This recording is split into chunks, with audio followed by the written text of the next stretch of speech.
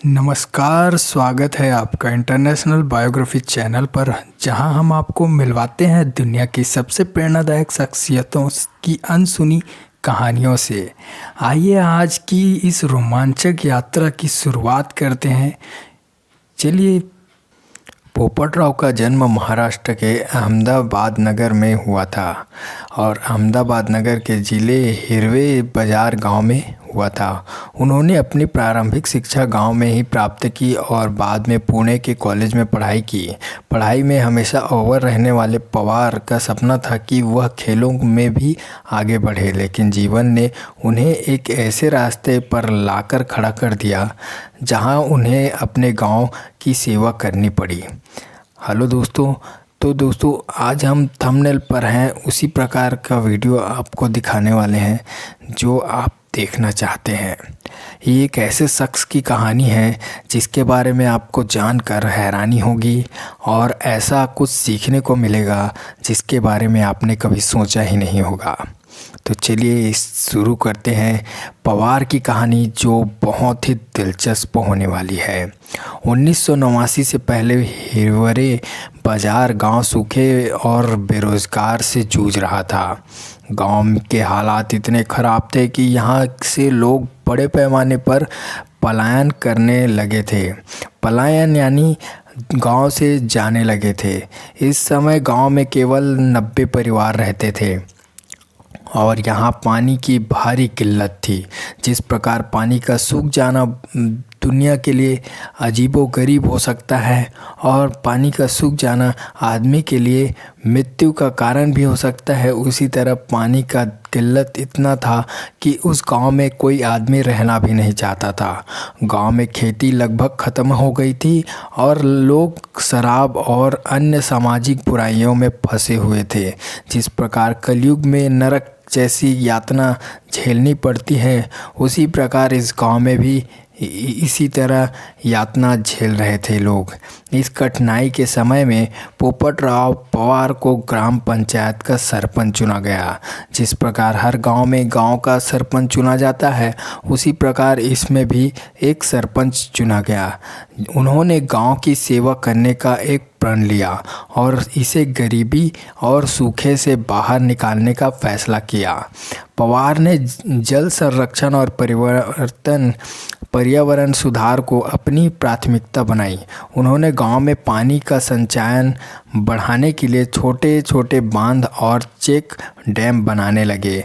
Check dam बनाने से उनका पानी का जो रुकाव है वह रुक जाएगा।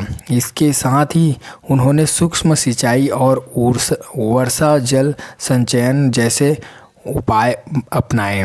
सूक्ष्म सिंचाई यानी जो अपने डैम बनाकर धीरे धीरे अपने पानी को जमा करने का एक मार्ग होता है, और वर्षा का जल यानी एक बड़ा सा बांध बनाकर उसमें जो जल बारिश होती है उसको संचयन करने का उपाय था। उनका यह प्रयास सफल हुआ और कुछ ही वर्षों में गांव में पानी की समस्या का हल हो गया। जो गांव समस्या और किल्लत से जूझ रहा था, पानी के बिना तरस रहा था, वह गांव आज हरा भरा हो गया।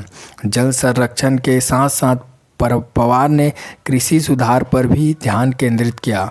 उन्होंने किसानों को जैविक खेती के प्रति जागरूकता और फसलों की विविधता को बढ़ावा दिया।